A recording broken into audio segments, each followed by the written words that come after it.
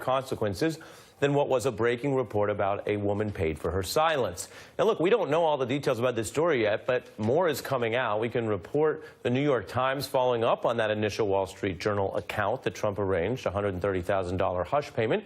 Now, journalist Jacob Weisberg says that woman, Stephanie Clifford, and she performs under the name Stormy Daniels, also told him about a contract with Trump and the secret deal. The White House denies this report of any relationship. Trump's lawyer says he once again vehemently denies this allegation. More news, though, breaking this weekend. Another adult film star who'd already accused Trump of misconduct also allegedly agreed to a gag order. Jessica Drake, you may recall, she'd gone public before the election alleging Trump directly offered to pay her.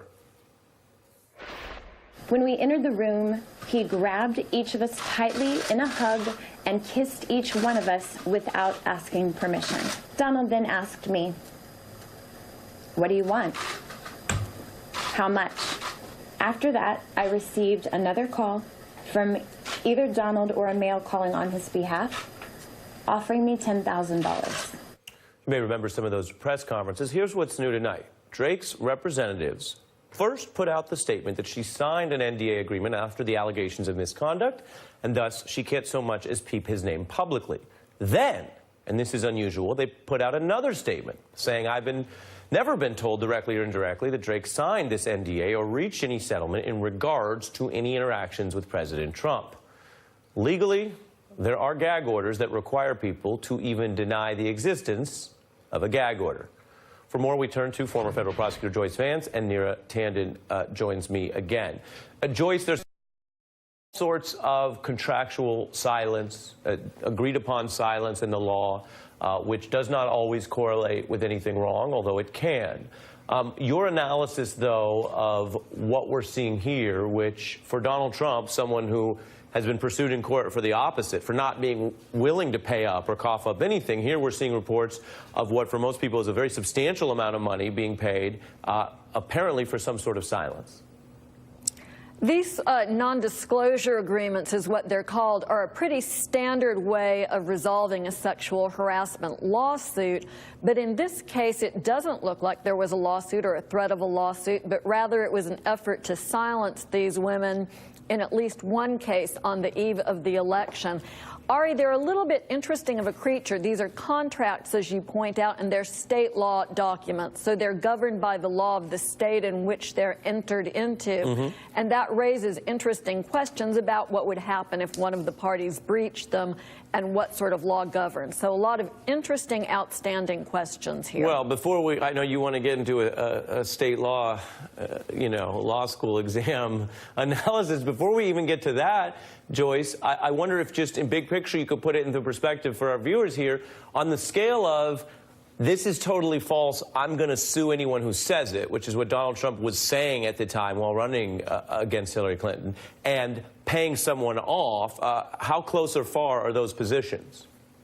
Right. They're really far apart. And although the president has said that none of these allegations are true, this is a large type of a payout, too large, really, for us to accept the idea that there's not some truth or not some story here that he wants to have shelved. And in addition to that fact, there are, as you've pointed out, some other witnesses who heard contemporaneously or who were present who aren't bound by the disclosure agreements. So ultimately, the truth here will come out one way or the other.